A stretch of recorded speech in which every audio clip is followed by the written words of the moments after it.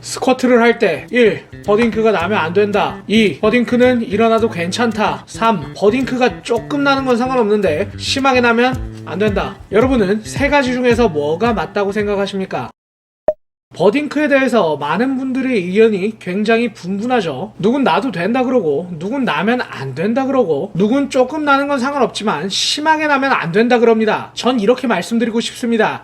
버딩크가 안 날수록 좋긴 하지만 완전히 안 나기는 조금 어렵다. 버딩크를 이해하시려면 스쿼트를 할 때 하지 관절의 움직임을 이해하셔야 합니다. 앉을 때 하지 관절의 움직임을 하나씩 살펴보면 고관절은 허벅지가 가슴 쪽으로 가까워지는 굴곡이 일어나죠. 무릎도 접히게 되니 슬관절도 굴곡이 일어납니다. 발목도 앞으로 접히는 배측 굴곡이 일어납니다. 편의상 발목도 그냥 굴곡이라고 하겠습니다. 앉을 땐 고관절, 무릎, 발목에 3단 굴곡이 일어나게 되고 반대로 일어날 땐 고관절, 무릎, 발목에 3단 신전이 일어나죠. 그런데 앉을 때 이 3단 굴곡이 제대로 일어나질 못하면 어떻게 될까요? 끝까지 잘 앉질 못하게 되겠죠. 잘 앉아지질 못하는 상태에서 억지로 앉으려고 하면 어떻게 될까요? 바로 이때 버윙크가 나는 것입니다. 버윙크란 앉으면서 순간적으로 골반이 후방회전되고 일어나면서 다시 골반이 전방회전되는 걸 이야기하죠. 앉을 때 하지의 3단 굴곡이 제대로 일어나지 못하기 때문에 그 보상으로 골반이 후방회전되는 것이고 이게 바로 버딩크입니다. 그런데 버딩크가 왜 안 나는 것이 좋을까요? 바로 디스크 압력이 커지기 때문입니다. 로우바로 견착을 하고 상체를 잘 세운 상태라면 내려가더라도 모멘트암, 회전 부하거리가 줄어들기 때문에 버윙크가 나도 괜찮다고 말합니다. 하지만 디스크 압력은 중량이 실리지 않더라도 동작 자체만으로도 커질 수가 있기 때문에 고관절 굴곡의 보상으로 골반이 후방회전 되는 것은 무조건 피해주시는 편이 좋습니다. 왜? 반복 운동을 통해 이 움직임 자체가 학습이 되어서 나중엔 고관절 굴곡 대신 골반 후방 회전을 시키는 것이 너무나 익숙해지고 당연해지게 되면서 이게 반복적으로 디스크 압력 증가를 일으킬 수 있기 때문입니다. 그러니까 지금까지 허리가 괜찮았다고 해서 언제까지고 허리가 괜찮다라는 보장은 없다는 것입니다. 그러면 과연 스쿼트를 할 때 버딩크를 어떻게 줄일 수 있을까요? 간단합니다. 3단 굴곡이 잘 되게 만들면 됩니다. 먼저 발목의 배측 굴곡력을 정상화시킵니다. 혹시 아킬레스건염이나 건병증 등 아킬레스건 통증이 있으신 분들은 이 동작을 따라하지 마시고 아킬레스건 재활 먼저 해서 아킬레스건 통증을 없애고 이 동작을 하셔야 합니다. 이건 더보기란에 링크해 놓겠습니다. 시작하겠습니다. 다운독 변형 버전을 할 건데요. 엎드려 뻗칩니다. 발과 손의 수평 거리는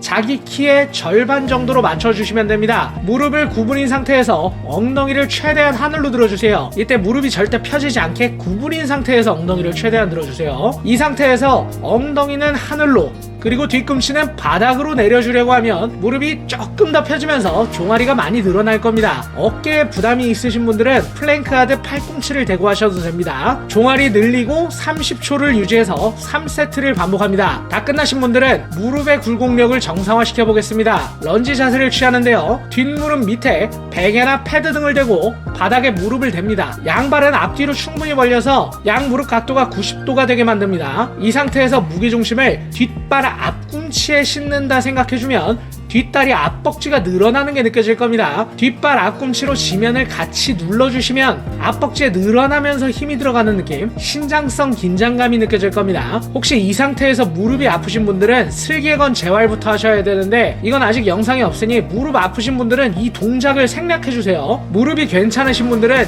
양쪽 번갈아서 30초씩 3세트 반복해 주시면 됩니다. 3세트 다 하신 분들은 이제 고관절 굴곡력을 정상화시킬 겁니다. 벤치나 낮은 의자에 앉습니다. 양 무릎을 90도로 만들어 주셨을 때 양 발바닥이 편하게 닿을 정도의 높이여야 합니다. 한쪽 허벅지 뿌리 부분, 허벅지가 시작하는 뿌리 부분을 하늘로 들어 발바닥이 들리게 만든다 생각합니다. 의도치 않게 척추가 살짝 앞으로 당겨지는 느낌이 들면서 다리가 들리면 잘하신 겁니다. 골반 앞쪽 장골근에 힘이 들어오는 게 느껴지실 텐데 더 이상 들지 못할 때까지 허벅지 뿌리를 들어주시고 30초 버티시면 됩니다. 이때 허리 하부에 자극이 온다면 요건 잘못된 것이니까 다시 천천히 시작해주세요. 양쪽 번갈아서 30초 3세트 반복해주시면 됩니다. 이 세 가지 운동을 다 하신 분들은 스쿼트도 저랑 같이 한번 해보겠습니다. 앉을 때 제일 중요한 게 3단 굴곡이라고 했죠. 고관절의 굴곡력을 전달할 건데 한쪽 허벅지 뿌리 부분을 하늘로 들어준다 생각하면 그쪽 다리가 들리겠죠.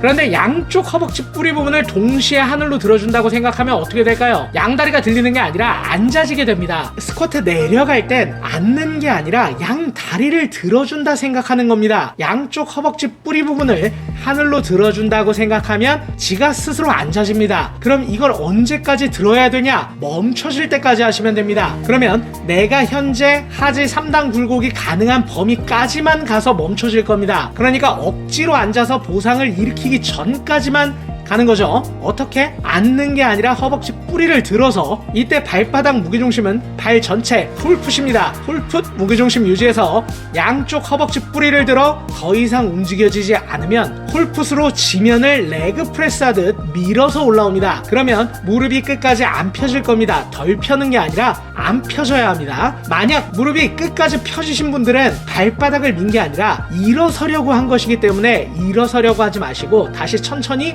밀어주세요. 다시 한번 내려갈 땐 홀풋 무게중심 유지해서 허벅지 뿌리 들기, 올라올 땐 일어나려 하지 말고 레그 프레스 하듯 홀풋 바닥으로 프레스. 어떤가요? 윙크가 없어지거나 많이 줄어들었나요? 그럼 잘하신 겁니다. 맨몸으로 충분히 연습하셔서 충분히 익숙해지시면 그때부턴 바벨을 들고 하실 때도 똑같은 요령으로 해주시면 됩니다. 명심하세요. 첫 번째, 스쿼트 내려갈 땐 앉지 말고 허벅지를 들어라. 올라올 땐 일어나지 말고 밀어라. 좋습니다. 이 영상이 유익하셨다면 좋아요만 한 번씩 부탁드립니다. 시청해주셔서 감사합니다.